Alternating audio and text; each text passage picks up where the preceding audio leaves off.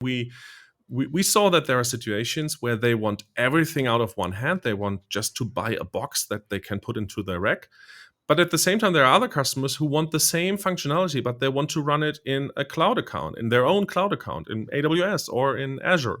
And then other customers are there who just need it a couple of times in the year. They want the same software, but they want us to operate it on some cloud provider. So there are very different needs what customers wanted. And that brought us to the decision to first decouple the hardware from the software. So we recreated our whole live processing workflows and focused on creating a software components that we can reuse, that we can operate both on-prem and in the cloud. And so it doesn't really matter. We don't have to rethink everything only because of the customer has a new environment that we need to operate on.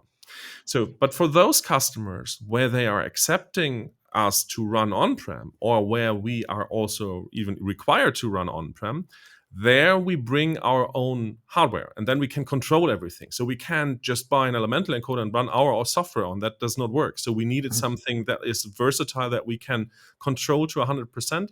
But where we don't have to build everything up from scratch ourselves. So we were looking for the balance of finding something that is already pre-made, that brings a lot of functionality that we have, but is still decoupled enough from the software so that we can keep the software moving between the different types of infrastructure. That was the main driver for that.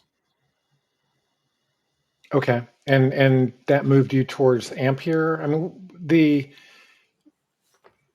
what are the pros and cons of the x86 versus the ARM architecture? Is that relevant? Is it relevant to your customers? Is it relevant to your practice? Because Ampere is the first ARM system that I've ever worked with, and I've been doing computing for a long time. So, what is it? What it is about ARM that you like, and what are the aspects of ARM that are worth considering if you're thinking about going into it? Yeah. So the no customer was asking us to do ARM processing. So most of the people we talk to, they don't even care. Then it's not the area of interest that they're looking into if they're looking for an encoder or for a media processing machine. Yeah, we had a couple of design requests that were leading us when we were looking for a solution. So the first one was we when we found NetInt and wanted to use it, we needed a system that supports NetInt. So the first request was, we need to be able to take your hardware and put it in the machine and still get support. That ruled out a couple of known vendors that we have been previously using in the server market. Because if you plug in some third-party hardware that you've not bought from them and that they don't sell, you don't get the support anymore. So that's a problem for us. So that brought us to Supermicro as a vendor of machines. So Supermicro was happy in supporting us, even if we put in NetInt cards, and NetInt is using Supermicro themselves. So you know what I'm talking about. So that was the first thing. It needed to support the hardware that we bring into it. And NetInt is just one example. We also have other hardware that we want to bring into these machines and not lose support of the vendor, of course. The second was, we needed it to be compact and small. So we needed a one rack unit machine.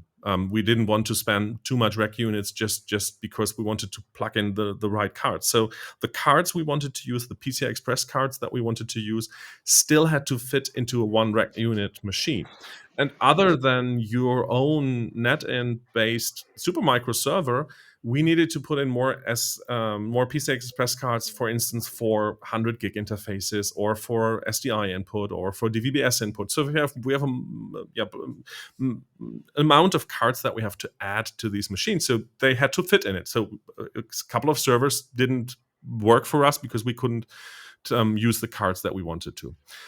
And then the other requirement was, we wanted to get the energy consumption as low as possible. Part of using NetInt is to have the same or better power for transcoding, but at the same time saving energy.